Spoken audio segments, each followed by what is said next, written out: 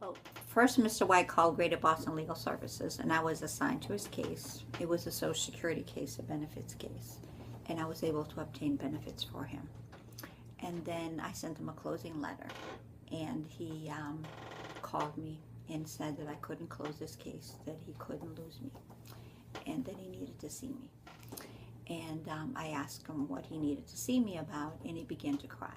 He was sitting in my office, mind you, he's an elder, and he's sitting there crying, and I asked him, why are you crying?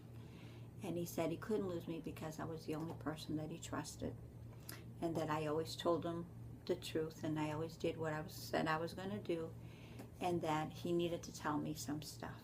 And I was somewhat concerned. I didn't know what he was going to tell me. So he said that he was being abused by his family. He told me that they had cleaned out his bank account, all his money was gone, and that they were taking his monthly check. They were saying he had to pay them his monthly check to stay there. And then he told me that to stay there was a shack in the back of the house, and that, you know, the ceiling had mold, and there was like mildew everywhere, and he had asthma, real severe asthma, and he was diabetic as well, so it really affected him. And so I saw this as an elder abuse case, so I called Protective Services and made plans for them to go out and check out the situation. His sister had said that if anybody came around, that he'd be thrown out on the street, so he was really concerned about anyone coming out. So we made a plan that the worker would contact him by phone and go through the back, not through the main house. And they went out and checked out the situation. And I contacted Housing Authority to prove that the circumstances that he lived in were inhabitable. But there was still a waiting list of 5 years.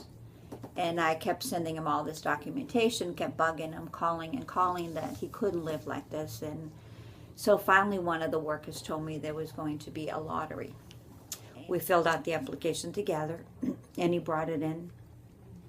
So we waited for this lottery, and lo and behold, he won the lottery. And this simply meant that he'd go on another waiting list, but a much shorter waiting list. We, had to do some interviews, which I went with him and show proof of income and the necessity and all that.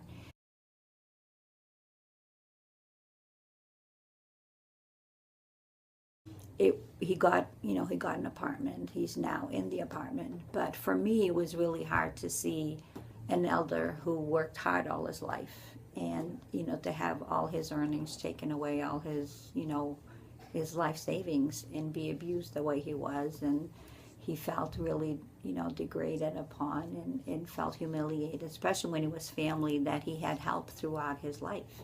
He had helped them come to the United States. He had helped them obtain a home, and he felt that he had done so much for them, and this is how they treated him at the end. And so I felt really bad for him, and I tried to do all that I could for him, because I saw how vulnerable he was and how they abused him. So I was really very, very happy that he finally got his own apartment and has a roof over his head and is able to live a comfortable life.